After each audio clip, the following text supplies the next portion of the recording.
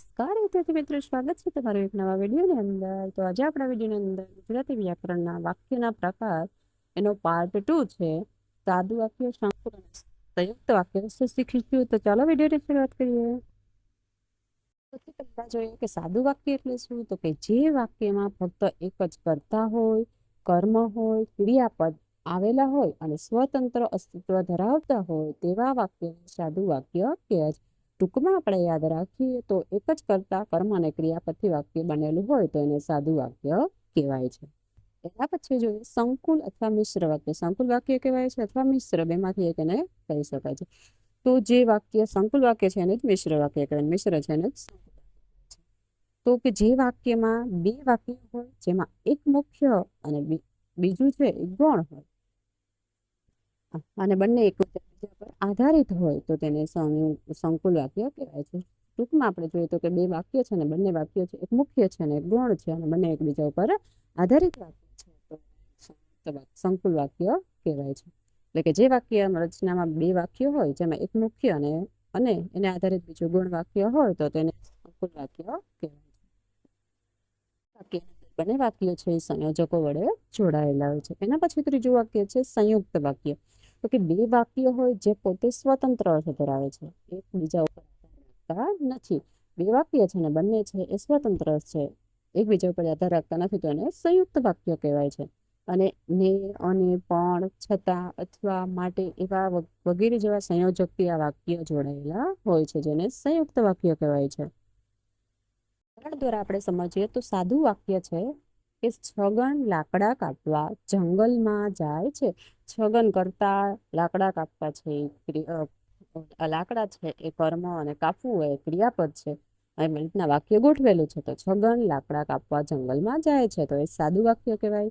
એના ઉપરથી આપણે સંકુલ વાક્ય બનાવીએ કે જો છગન લાકડા કાપશે તો વેચીને પૈસા મેળવશે. એટલે પેલું છું જો અને તો એ સંયોજક છે. પેલું વાક્ય છે છગન લાકડા કાપશે, એના આધારે જો એ કાપશે તો એ વેચીને પૈસા મેળવશે તો એકબીજા ઉપર એ આધારિત છે. પેલું મુખ્ય વાક્ય છે અને બીજું છે એ ગૌણ વાક્ય છે, સંકુલ વાક્ય કહેવાય છે. સંયુક્ત વાક્ય જોઈએ કે ઉદાહરણ તરીકે જોઈએ તો કે છગન લાકડા કાપશે પણ લાકડા વેચતો નથી તો એ સ્વતંત્ર છે, લાકડા કાપે છે અને વેચતો પણ નથી તો એકબીજા પર આધારથી પણ છે સંયોજકથી જોડાયેલા છે તો એ સંયુક્ત વાક્ય છે. સંયુક્ત વાક્યની અંદર બે વાક્ય હોય પણ એકબીજા ઉપર એ આધાર રાખતા નથી અને સ્વતંત્ર હોય છે અને સંયોજકથી જોડાયેલા હોય છે.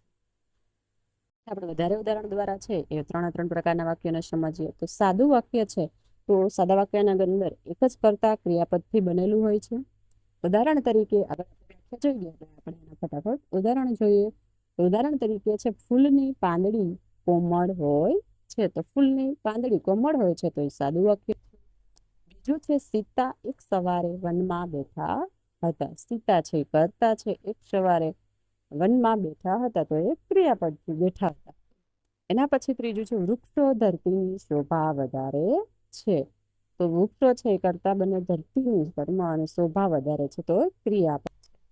તો કર્તા ક્રિયાપદથી બનેલું હોય વાક્ય તો એને સાદું વાક્ય કહેવાય છે. સંકુલ વાક્ય છે અથવા મિશ્ર વાક્ય તો બે જોડાયેલા વાક્યો વચ્ચે મુખ્ય અને ગૌણ વાક્યનો સંબંધ હોય છે, એટલે કે એકબીજા ઉપર આધારિત હોય છે અને જ્યારે ત્યારે જેવું તેવું વગેરે સંયોજકથી સંકુલ વાક્ય જોડાય છે. તો આ ખાસ યાદ રાખજો વિદ્યાર્થી મિત્રો, સંયોજક છે. તો ઉદાહરણ તરીકે આપણે તો આફતના સમયે મદદ કરે તે સાચો મિત્ર. પેલું છે જે આફતના સમયે મદદ કરે અને સાચો મિત્ર તો જે અને તે સંયોજકથી જોડાયેલા છે અને બીજા પર આધાર રાખે છે, કેમ કે સાચો મિત્ર ખરા સમયે જ મદદ કરે છે. બીજું વાક્ય છે જો મહેનત કરશો તો પરીક્ષામાં પાસ થશો. પેલું મહેનત કરવાનું અને પરીક્ષામાં પાસ થવું તો એકબીજા ઉપર આધાર રાખે છે. જો અને તો સંયોજકથી જોડાયેલા છે એટલે જો મહેનત કરશો તો તમે પરીક્ષામાં પાસ થજો તો એ સંકુલ વાક્ય કહેવાય છે. સંયુક્ત વાક્ય તો બે વાક્યો છે જે પોતે સ્વતંત્ર અર્થ ધરાવે છે પણ એકબીજા ઉપર આધાર રાખતા નથી. તો, પણ, છતાં, અથવા, કારણ વગેરે સંયોજકની મદદથી સંયુક્ત વાક્ય બને છે એટલે કે જોડાયેલા હોય છે. ઉદાહરણ તરીકે આપણે જોઈએ તો મેહુલો ગાજે માધવ નાચે.